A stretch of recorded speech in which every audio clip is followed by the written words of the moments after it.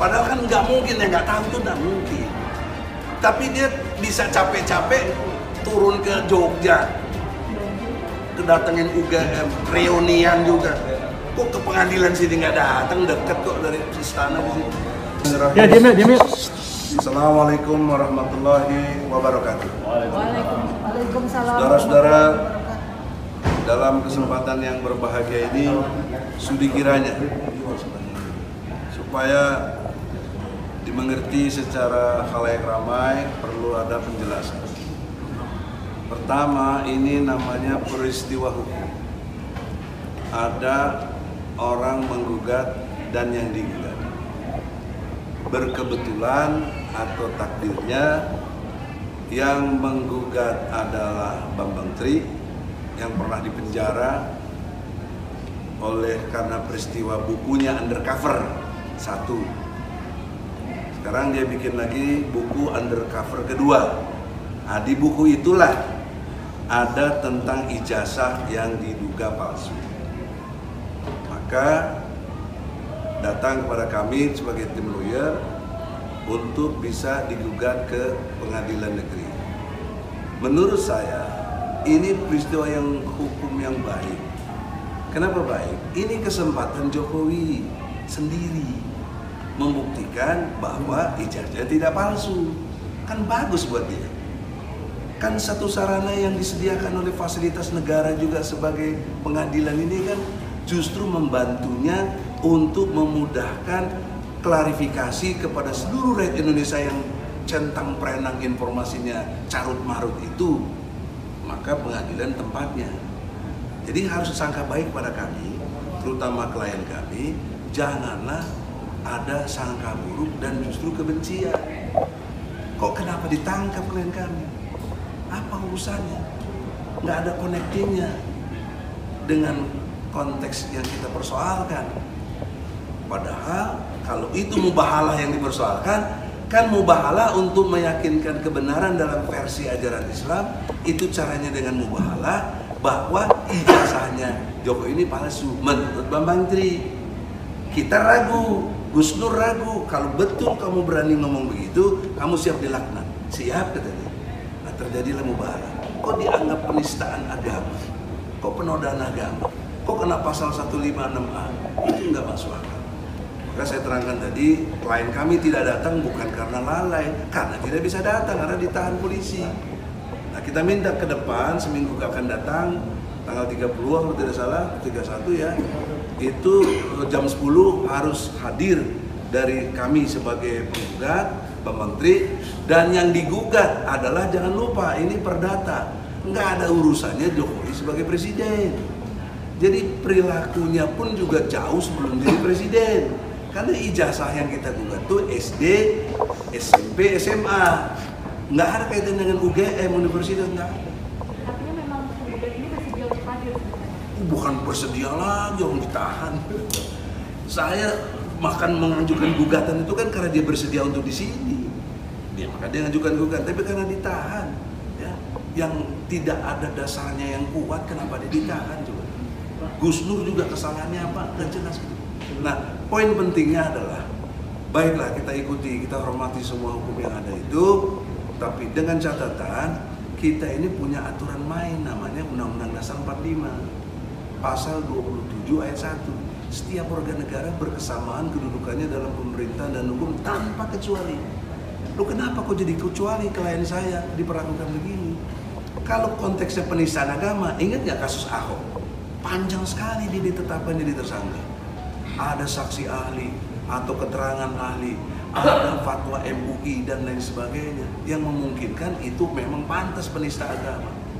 Ini penista agama apa, orang mubahalah ajaran Islam? Saya bingung, katanya ada 7 ahli yang mengatakan itu menista. Mana 7 ahlinya? Mari berdebat secara ilmu hukum dan ilmu agama. Ya. Tujuan dari gugatan perdata ini apa sebenarnya? Gugatan ini tujuannya dengan sangat jelas bahwa dia ini sekarang mau suka atau tidak, mau kita akui atau tidak, dia presiden. Kalau saya mengakui Jokowi presiden, kan bahaya presiden dipimpin oleh ijazahnya palsu. Nah, bagaimana? Jadi jangan ditafsirkan kepentingan pribadi. walaupun entry point-nya lewat perdata tentang kepribadian dalam pengertian ijazah palsu ini, tapi dampak sosial, dampak hukum itu sangat serius. Apa misalnya? Anda bayangkan kalau terbukti nanti dinyatakan palsu, maka tanda tangan Jokowi sebagai presiden batal demi hukum, karena dia bukan presiden. Kenapa Yang dari mana sih berangkatnya? Kenapa baru-baru ini? Karena Bambang Tri baru tahu datanya dapatnya, kan dia penelitian. Ya dari mana sih Bang berangkatnya untuk ijazah palsu ini? Itu dia penelitian, dia wawancara, dia sampai ke detail-detailnya ada di bukunya Undercover. Jadi kalau mau nanti ada. Sudah rilis? Ya? Sudah. Tapi kan dilarang waktu yang pertamanya dilarang. Siapa yang pegang bukunya marah ditangkap sama polisi nanti harus kembaliin. Nah, itu bagaimana orang lagi mau dapetin Undercover yang kedua? apakah dari pihak presiden itu ya ada? Nah, itu gini. Penjelasan UGM, penjelasan SMA 6 tidak bernilai secara ilmu hukum. Kenapa? Karena nggak disampaikan di sidang pengadilan. Kenapa kalau di sidang pengadilan sangat dianggap layak? Karena ada sumpah. Demi Allah. Punya nanti kafarannya baik secara agama maupun sumpah palsu. Sanksinya 7 tahun. Nah, jadi kalau cuma di medsos sih siapa yang kena sanksi, Bos? Jadi oleh karena itu UGM kalau mau ikut serta, SMA 6 kalau mau ikut serta, karena memang juga bagiannya kita gugat, datang dong. Kayak orang tadi itu ada yang ngomong, mau mendaftarkan diri, dia sebagai yang gugat intervensi. Toh, Artinya nanti rektor ataupun kepala sekolah nanti dihadirkan sebagai saksi. iya dong, atau dia sebagai penggugat intervensi bisa. Para pihak jadinya, gitu. Nah, makanya kita terbuka untuk umum semuanya. Ayo, mari kita. Nah, melewat penjelasan ini saya kira jangan sangka buruk, ini baik buat Jokowi.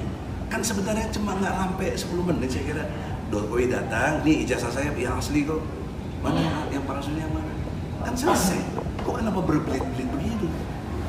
Ya, kenapa capek ngutus-ngutus jaksa? Ini bukan urusan kenegaraan, ini urusan Cara pribadi. itu tidak boleh apa? Bukan tidak boleh, sangat boleh, tapi tidak pada tempatnya. Karena proporsi dia sebagai yang digugat itu Jokowi sendiri dalam pengertian perilaku pribadinya yang diduga memalsukan ijazah. Itu. Adapun dia selaku presiden ya nggak bisa dipisahkan juga. Nah, kalaupun dia mau menginterahkan jaksa, boleh juga sebagai presiden, jangan sebagai pribadinya. Boleh. Tapi harus ada tantangan bahasa dong, bahwa Jokowi memberi kode. Kalau dia tadi bilang substitusi kan artinya pengganti, bukan dari Jokowi. Bagaimana begitu logika hukum? Artinya Jokowi mau lepas tangan semuanya. Dan ini implikasi seriusnya apa? Buat utang negara kita yang dari pemerintah 7.000, dari BUMN dan swastanya lebih sampai 17.000 triliun. Itu harus batal demi hukum. Ini sebenarnya bagus buat bangsa Indonesia. Kalau terbukti palsu, kita nggak punya utang. Yang utang itu bukan presiden yang benar. Itu. Karena apa kaitannya dengan presiden? Dia pakai ijazah itu untuk capres. Bang, ini kan sidang diundur karena ada kurangnya legal standing. Mungkin untuk masyarakat awam ini apa sih maksudnya legal standing? Legal standing itu artinya kedudukan hukum yang sah. Antum ada masalah dari lembaganya, nah yang boleh mewakili lembaganya itu yang kerja di situ, punya legal standing. Surat kuasa. Iya, surat kuasanya legal standing dalam pengertian kalau dia itu yang digugat, ya dia sendiri yang datang. Kalau nggak datang dia beri kuasa. Nah, jadi kalau tadi semua nggak punya legal standing itu, nggak ada. PKPU juga. Menteri juga, kok kepala biru yang kita gugat menteri. Jadi siapa aja Pak yang hadir? Di semuanya kalau lihat tadi. Semua berarti. Yang paling nggak hadir ya pertama Jokowi nggak hadir. Surat kuasa aja belum. Padahal kan nggak mungkin, yang nggak tahu tuh nggak mungkin. Tapi dia bisa capek-capek turun ke Jogja, kedatengin UGM, reunian juga. Kok ke pengadilan sini nggak datang, deket kok dari istana ke sini. kalian simpulkan sendiri. Nanti kita makasih, dianggap Pak. macam-macam. Terima Terima kasih semuanya. Assalamualaikum.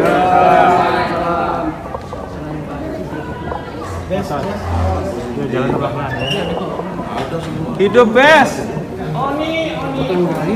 Bes kawal bes. Ahmad Wazinuddin, kemudian Yasin, kemudian Sony, kemudian